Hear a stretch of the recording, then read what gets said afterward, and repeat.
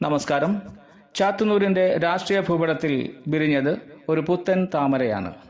2 പതിറ്റാണ്ടിലേറെക്കാലം ചുവപ്പും തിവർണവും മാറി മാറി ഭരിച്ച മണ്ണിൽ നിശബ്ദമായ വിപ്ലവത്തിലൂടെ ബി ഗോപകുമാർ ചരിത്രം കുറിച്ചിരിക്കുന്നു.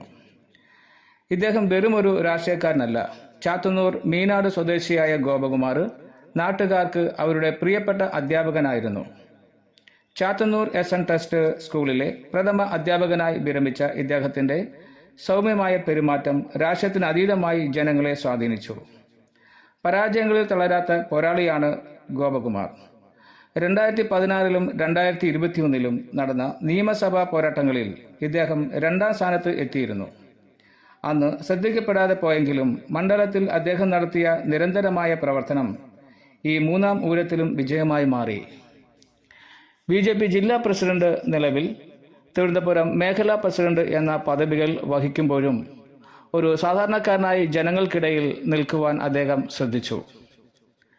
എതിർ രാഷ്ട്രീയക്കാരും BJP നേതൃത്വം പോലും പതറിയെടുത്ത് ഇദ്ദേഹം തന്റെ നിശബ്ദ പ്രവർത്തനങ്ങളിലൂടെ മറുപടി നൽകി. കേന്ദ്ര സർക്കാരിന്റെ വികസന പദ്ധതികൾ താഴെത്തട്ടിൽ എത്തിച്ചതും അധ്യാപകൻ എന്ന നിലയിലുള്ള വ്യക്തിബന്ധങ്ങളും ഈ വിജയത്തിന് പിന്നിലുണ്ട്. ഒടുവിൽ ഇടതുകോട്ടയിൽ 4000-ലധികം വോട്ടിന്റെ ഭൂരിപക്ഷത്തിൽ ചാത്തന്നൂരിന്റെ MLA ആയി അദ്ദേഹം അവരോധിക്കപ്പെട്ടിരിക്കുന്നു. നിശ്ചയദാർഢ്യത്തിന്റെ വിജയം, അതാണ് ബി ഗോപകുമാർ.